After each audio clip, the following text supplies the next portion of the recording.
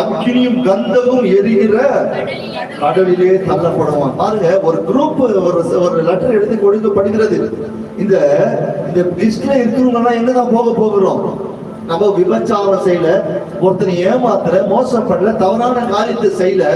நம்ம சொன்னது வாயிலிருந்து ஒரே ஒரு சொல்லுங்க, ஒரே ஒரு இந்த பொய் எங்க கொண்டு போய் விட்டது?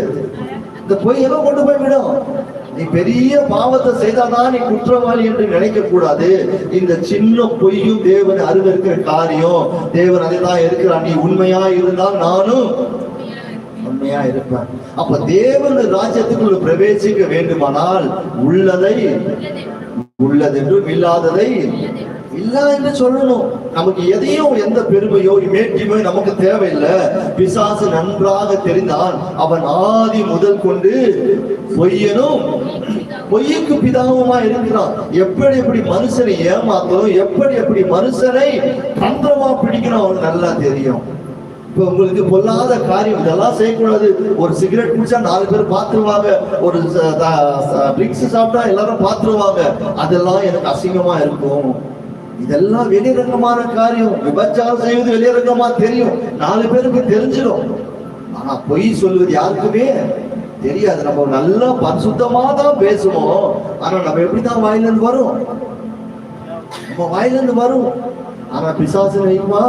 பொய்யனும் பொய்யுக்கும் பிதாவுமா இருக்கணும். இன்னைக்கு பிசாசு கூட அந்த அளவுக்கு பேச மாட்டான். இன்னைக்கு ஆவிக்குரியவங்க என்ன செய்யறோம்? அப்படிதான் நம்ம இருக்கிறோம். ஆதி முதல் அவன் பொய்யனும் பொய்யுக்கு பிதாவுமா இருக்கிறோம். இன்னைக்கு 2ஆம் அக்கினி கடலில் தள்ளப்படுவதுக்கு என்றால் நமக்கு சாதாரண நரகம் அல்ல. 2ஆம் அக்கினியுடைய கந்தகமும் அக்கினியும் எரிகிற கடல்ல ஒரு சின்ன பொய். நம்ம நினைக்கலாம் ஒரே ஒரு பொய் தானே, அந்த ஒரு பொய் சொல்லிட்டா என்ன ஆயிட போகுது, ஒரு பொய்னால ஒன்றுமே நாசம் ஆகாது அப்படின்னு நினைக்கிறோம். இந்த ஒவ்வொரு பொய்யை சொல்லும் பொழுது நம்ம வாழ்க்கையில என்ன நடக்கிறது, நாம் என்னெல்லாம் செய்கிறோம் என்பது இன்னும் அறியாமல் இருக்கிறோம். இந்த ஜனங்கள் பாருங்க, யூத ஜனங்கள் தங்களுடைய ஜீவனுக்கும் பயப்படுவதில்லை. என்ன ஆனாலும் நாங்க என்ன செய்ய மாட்டோம், என்னை சுட்டாலும் சரி, என்னை கொன்னாலும் சரி, என்ன வேணா பண்ணிக்கும், நான் பொய் மாத்திரம் சொல்ல மாட்டேன். நம்ம எந்தெந்த காரியத்துல பொய் சொல்லி இருக்கிறோம், எதெல்லாம் நம்ம மற்றவர்கள் ஏமாத்தி இருக்கிறோம் என்று யோசித்து பாருங்க. நம்ம நல்லவதான், பரிசுத்தமானதுதான், எந்த தப்பும் இல்லை. யாரும் எங்களுக்கு குறித்து ஒரு குற்றத்தை சொல்ல முடியாது. பொய்யர் அனைவரும் எங்க போவாங்க சொல்லுங்க? பொய்யர் அனைவரும் 2ஆம் அக்கினி கடலுக்கு போகிறோம். நம்ம எந்த விதத்துல பொய் சொல்லுகிறோம்? சபையில அநேக காரியங்களை பொய் சொல்லுகிறோம். வருகிற நாட்கள் இதெல்லாம் பார்க்கணும். களவு செய்யாது இருப்பாயாக. என்னென்ன காரியத்தை களவு செய்யறோம்? எதெல்லாம் தேவனுக்கு அருவருக்கிற காரியங்கள், எது தேவனுக்கு பிரியமில்லாதது? நம்ம சாத்தானுடைய பிள்ளைகளாக வாழ விரும்புகிறோமா, இல்ல தேவனுடைய பிள்ளையாக வாழ விரும்புகிறோமா? உண்மை உள்ள மனுஷன் பரிபூர்ண ஆசீர்வாதத்தை பெறுவான். நம்ம உண்மையா இருக்கிறோங்க.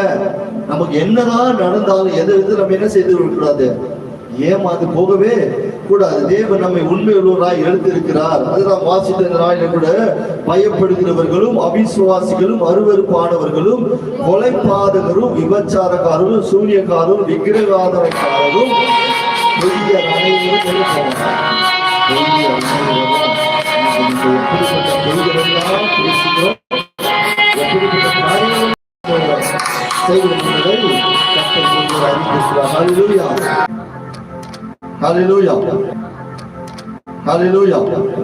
இதனாலே பிள்ளைகள் இன்னார் என்றும் பிசாசின் பிள்ளை இன்னார் என்றும் வெளிப்படும். ஹல்லேலூயா. ஒரு உண்மை சொல்லுகிறங்க, சாட்சி சொல்லுகிறோம். அந்த பிரதர் என்ன ஆனாலும் எப்படிதான் சொல்லுவாருங்க, உண்மைதான் பேசுவாருங்க. அவர்கிட்ட தைரியமா போய் கேட்கணும். உண்மைதான் பேசுவாருங்க, அவர்கிட்ட தைரியமா போய் கேட்கணும். அந்த ஒரு சாட்சி நமக்கு சிரிச்சிட்டு போய் நம்ம உங்களுக்காக அவங்க கோச்சுக்குவாங்க, அவங்க வருத்தப்படுவாங்கன்னு என்ன செய்ய மாட்டாங்க. நம்ம பாலிஷ் போட வேண்டியதில்லை. தப்புனா தப்புதான், அது தப்புனா தப்புதான், அது தவறுனா தவறுதான். அதை நம்ம கொஞ்சம் அவங்களுக்காக பாவம் அப்படி சொல்லக்கூடிய எல்லா விதத்திலும் உண்மையா இருக்கிறோம். தேவனுக்கு விரும்புகிற ஒரு காரியத்துல உண்மையா இருக்கிறோம். தேவனுக்கு விரும்புகிற ஒரு காரியத்தை நம்ம செய்வோமானால் தேவன் நம்மை குறித்து சாட்சி கொடுக்க உள்ளவராக இருக்கிறார். 11ஆம் வசனம் இல்ல 9ஆம் வசனத்தை வாசிங்க. தேவனால்